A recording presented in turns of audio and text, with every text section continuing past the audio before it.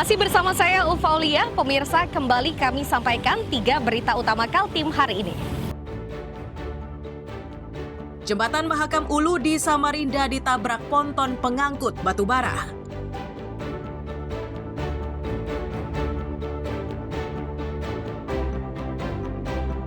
Dinas Pariwisata Berau mengingatkan kepada pengelola wisata agar tidak memainkan harga tiket masuk saat libur Nataru.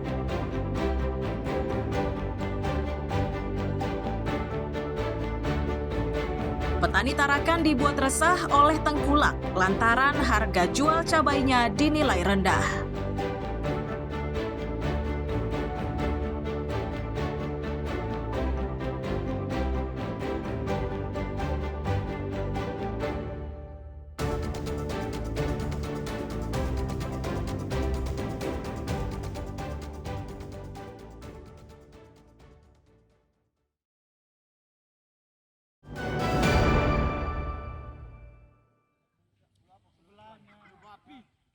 Wisata bahari Pulau Derawan, Kabupaten Berau kini mulai ramai dikunjungi pelancong. Situasi ini diyakini akan semakin ramai jelang libur panjang, Natal, dan Tahun Baru. Mengantisipasi lonjakan pelancong, Dinas Kebudayaan dan Pariwisata meminta para pengelola objek wisata agar melakukan berbagai persiapan untuk mengantisipasi lonjakan pengunjung. Hal penting yang harus mendapat perhatian yakni keamanan, kenyamanan, serta kebersihan di areal wisata. Khusus para pelaku usaha, Dispar mengingatkan agar pelaku usaha tidak aji mumpung, memanfaatkan situasi dengan sengaja menaikkan harga sewa kamar saat libur Nataru.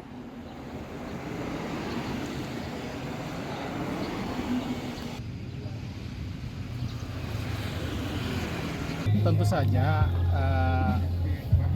daerah kita sebagai daerah wisata harus dipertahankan, eksistensinya harus dipertahankan dengan cara apa? Layani tamu dengan baik. Itu aja. Yang paling penting layani tamu dengan baik. Kemudian masing-masing pengelola wisata, daya tarik wisata itu menerapkan SOP dengan ketat sehingga tidak terjadi hal-hal tidak diinginkan. Salah satu di antara yang penting jangan aji mumpung harganya tiba-tiba misalnya harga 15.000 menjadi 50.000 misalnya, harga kelapa misalnya dari sekian menjadi sekian.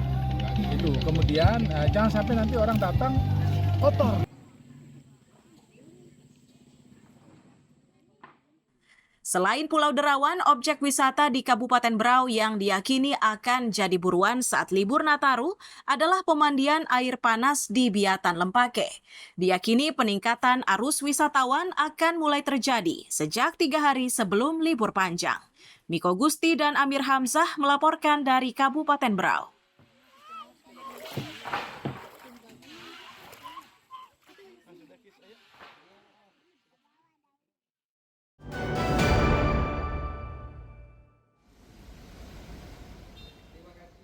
Stasiun Pengisian Bahan Bakar Umum atau SPBU di Jalan MT Haryono Balikpapan Utara sepanjang Selasa siang tidak terlalu ramai. Itu karena persediaan BBM dan gas di Balikpapan dipastikan aman hingga awal tahun baru 2026. Kepastian amannya persediaan BBM ini diakui oleh Pertamina Patra Niaga. Meski begitu, Pertamina menyiagakan 20 terminal BBM dan LPG. Selain itu, mereka juga menyiagakan 8.000 mobil tangki penyalur BBM ke seluruh Kalimantan.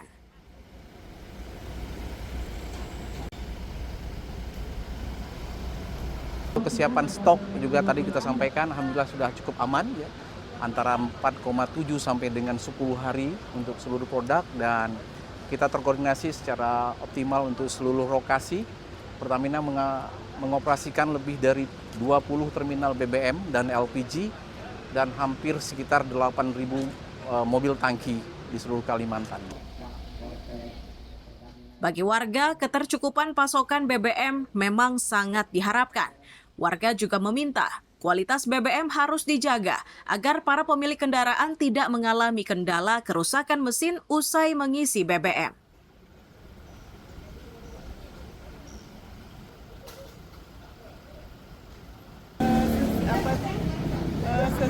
Penuh terus ya, soalnya sering kan kosong ya, kadang-kadang pertalite susah. Semoga ininya stoknya ada terus. Selama libur Nataru, Pertamina juga menyiagakan satgas khusus untuk memastikan BBM yang disalurkan sepenuhnya tiba di daerah tujuan. Riani Mantini dan Amir Hamzah melaporkan dari Balikpapan.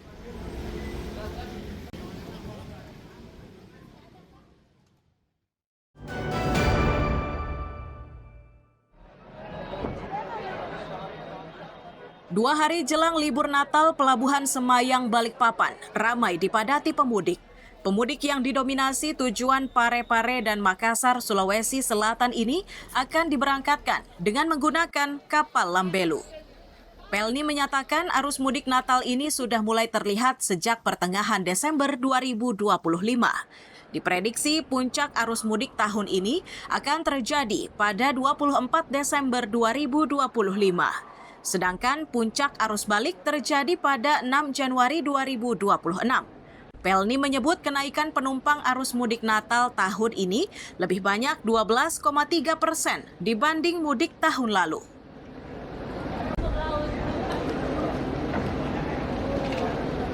Puncak ataupun peningkatan daripada arus mudik dari Nataru ini nanti akan berdampak kepada tanggal 15, 18, dan tanggal 24. Sedangkan untuk arus mudiknya kami prediksi akan naik nanti di tanggal 6 Januari 2022. Prediksi untuk kenaikan angkutan Nataru ini sekitar 12,3%. Meski arus mudik melalui Pelabuhan Semayang cukup ramai, namun situasinya tetap aman dan terkendali. Petugas berharap situasi ini terus terjaga hingga Nataru berakhir. Riani Mantini dan Amir Hamzah melaporkan dari Balikpapan.